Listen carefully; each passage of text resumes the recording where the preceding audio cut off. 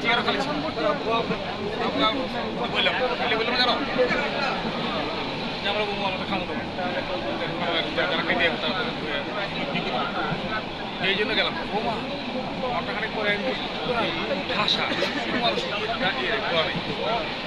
এটার মধ্যে বুঝছি এটা ভালো লাগে এই জায়গাটা দাঁড়ানো জায়গাটা ইয়েতে দরজা লাগাই দিয়া পত্রিকা বিষয়ে ও যাত্রাপথে তো বলা হয় নাই, আমরা আবার হবিগঞ্জ যাচ্ছি আমাদের বাড়িতে। এটা বছরে 1-2 বার যাওয়া পরে আবার 2025-এ আবার প্রথম যাত্রা। আমি সাফি আর রূপন আমাদের পিছিয়ে আছে। আজকে হলো 13ই ফেব্রুয়ারি 2025। ভালো লাগে, যাই মানে ঘুরে আসি। শত হলো নিজের গ্রাম, আমার মা বাবার জন্মস্থান, আমাদের গ্রামের বাড়ি।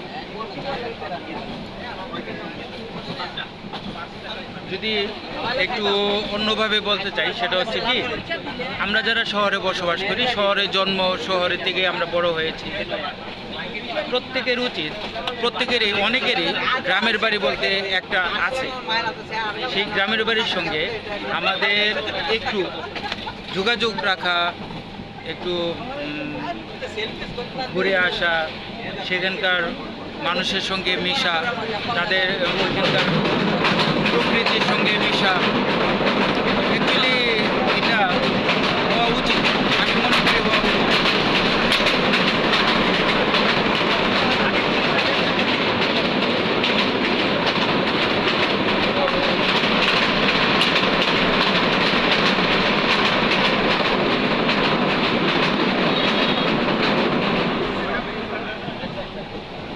তো অ্যাকচুয়ালি যেটা বলতে চাইছিলাম, আমাদের যার যার গ্রামের বাড়ি, প্রত্যেকের গ্রামের বাড়ি কিন্তু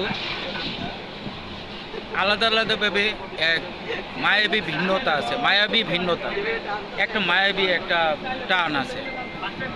আমরা ওখান থেকে অনেক দূরে থাকি, অনেক সময় যাই না, হোক সেটা নদী, বন্দর, হাওর, তাতে কিছু যায় আসে না। আমাদের মূল শিকড়, আমাদের যে গ্রাম, আমার বাবা মার বা আমাদের অনেকেরই জন্ম ওইখানে। তো কথা হচ্ছে যে ওইখানের সাথে আমাদের শহরের জীবনের সাথে মাঝে মধ্যে ওখানে গিয়ে একটু রিফ্রেশমেন্ট হওয়া প্রয়োজন।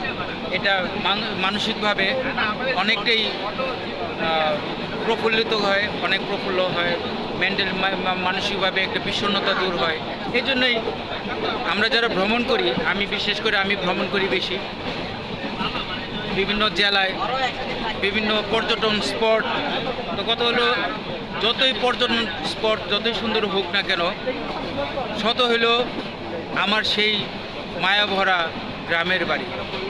একটু হলো সবাই একটু অন্য দৃষ্টিতে একটু দেখবেন, এটা হলো শত হলো আপনার আমার গ্রামের বাড়ি। শত পর্যটন স্পটের চেয়েতেও অনেক গুণে মায়া ভরা আমাদের সেই গ্রামের বাড়ি। তো সকলকেই ধন্যবাদ, আসসালামু আলাইকুম, ভালো থাকবেন ইনশাল্লাহ। আমরা যাচ্ছি।